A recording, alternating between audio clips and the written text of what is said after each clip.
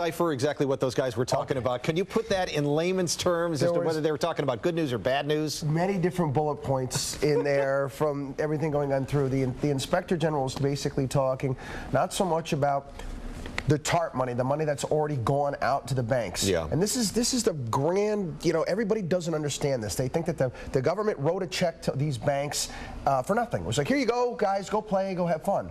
No, the banks are paying interest on all this capital. Right. We, the taxpayers, are collecting on this money.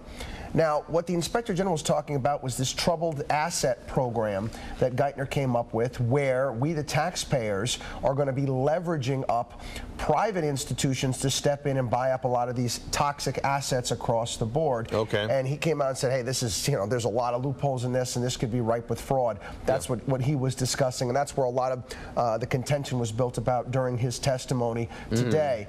The TARP, for all intents and purposes, many banks want to start paying this back. And this is what drove the markets into disarray, Dave, on Monday, was not because of any type of earnings or anything like that. It was the fact that there was a report out there that the government was not going to let banks pay back the TARP, and was in fact going to turn their positions, their preferred stock positions, into common positions where the government could end up being the majority shareholder, and that would allow them to vote. And like them or hate them, and I have very strong opinions on this, and I'll just leave it there. You've voiced that a few times here. Yeah. I don't want Barney Frank or Chris Dodd running the banking system here in this country. Yeah. Depending on, let's see, yesterday Bank of America came out with some good news as far as their earnings. Can you tell whether that's because of the TARP money that came in, or because the economy is showing signs of improving? Well, they also made some hefty acquisitions as well over the past couple of years. I mean, their stock is down significantly from where it was. They have Countrywide, and they said that Countrywide's doing well for them right now. People are refinancing their homes, and they're taking advantage of that. Also, their Merrill Lynch acquisition has helped them as well. But even Ken Lewis said, hey, listen, we're going to have more loan losses going forward.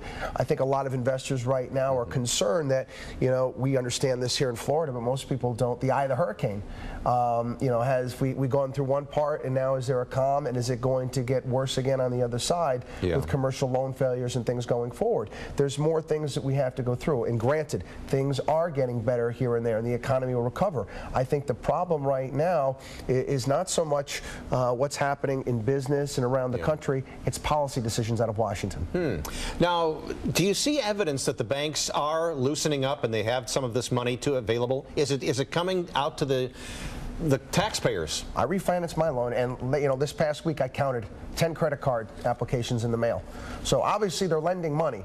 So they want to get out there. I mean, I get aggravated, I really do, when I see guys like Donald Trump and what's his name there, Van Peebles from South Florida. He's a big construction guy, wants to build up condos all over the place.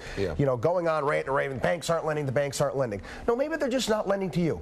Maybe we don't need any more 100-story condos. Maybe that's just not necessary right now. Maybe the banks are not seeing that this is a good investment going forward. The banks are going to lend depending on what type of deal you have or what type of situation. Of course they're being overly cautious at this point in time. They know they have more losses and more things coming forward, but if you come to them with a good business plan, they're going to talk to you. All right. Chris Markowski, thanks so much. It seems like there's something going on with the economy every day, so I'm glad you're here on Tuesdays. Oh, thank you. All right. We'll see you next week. Chris Markowski.